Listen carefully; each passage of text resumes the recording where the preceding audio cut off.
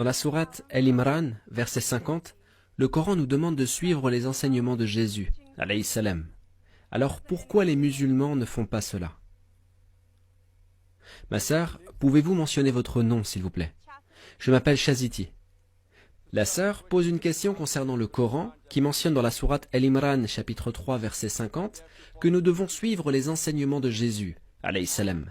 Et il y a de nombreux versets qui disent que nous devons croire en Jésus, alayhi salam. Ma sœur, laissez-moi vous préciser que l'islam est la seule religion non chrétienne qui fait d'un article de foi le fait de croire en Jésus, alayhi salam.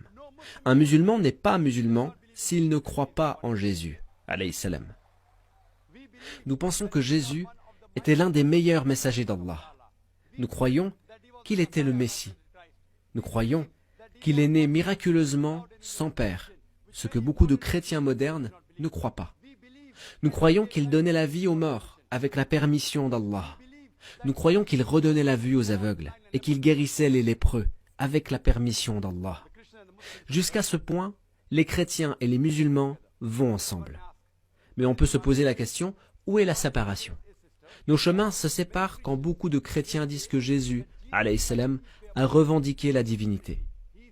Quand ils disent que Jésus, alayhi salam, est Dieu tout-puissant. Si vous lisez la Bible, il n'y a pas une seule déclaration sans équivoque et sans ambiguïté dans toute la Bible où Jésus, alayhi salam, a lui-même dit qu'il est Dieu, et nous demandant de l'adorer. Si un chrétien peut indiquer un seul verset, un seul, sans équivoque et sans ambiguïté, dans toute la Bible où Jésus, alayhi salam, lui-même a dit qu'il est Dieu, ou demande de l'adorer comme étant Dieu, je suis prêt à accepter le christianisme aujourd'hui. Je ne parle pas de la part des autres musulmans présents ici. Si vous lisez la Bible, c'est mentionné dans l'évangile de Jean chapitre 14 verset 28, Jésus, alayhi salam, dit « Mon Père est plus grand que moi ». Dans l'évangile de Jean chapitre 10 verset 29, Jésus dit « Mon Père est plus grand que tous ». Dans l'évangile de Matthieu chapitre 12 verset 28, Jésus dit « Mais si c'est par l'Esprit de Dieu que je chasse les démons ».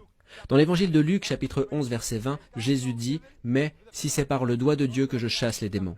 Dans l'évangile de Jean, chapitre 5, verset 30, Jésus dit « Je ne puis rien faire de moi-même, selon que j'entends, je juge, et mon jugement est juste, parce que je ne cherche pas ma volonté, mais la volonté de celui qui m'a envoyé. » Toute personne qui dit qu'il ne suit pas sa propre volonté, mais la volonté de Dieu Tout-Puissant, il est musulman. Jésus, alayhi salam, était un musulman. Il n'a jamais revendiqué la divinité.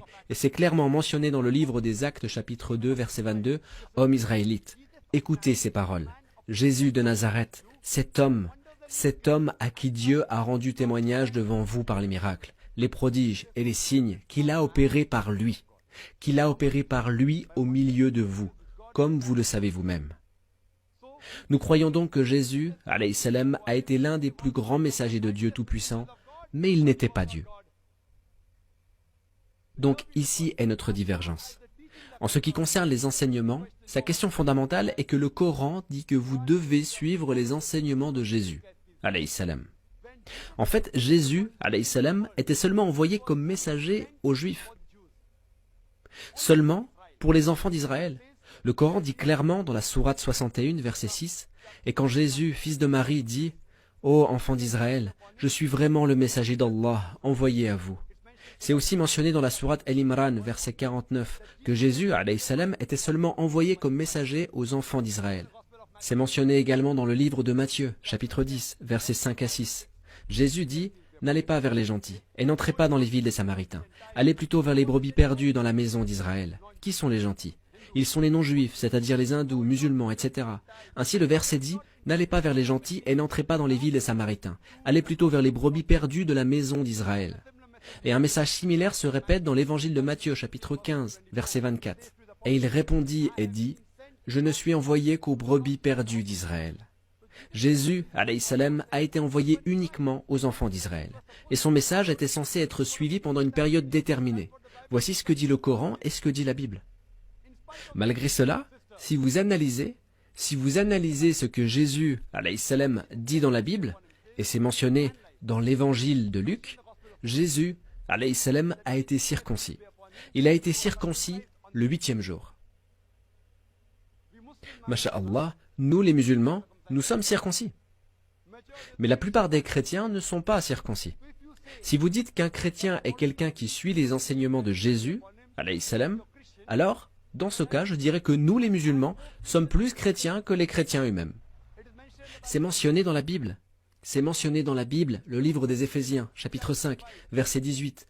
Ne vous enivrez pas de vin, c'est de la débauche, soyez au contraire remplis de l'esprit.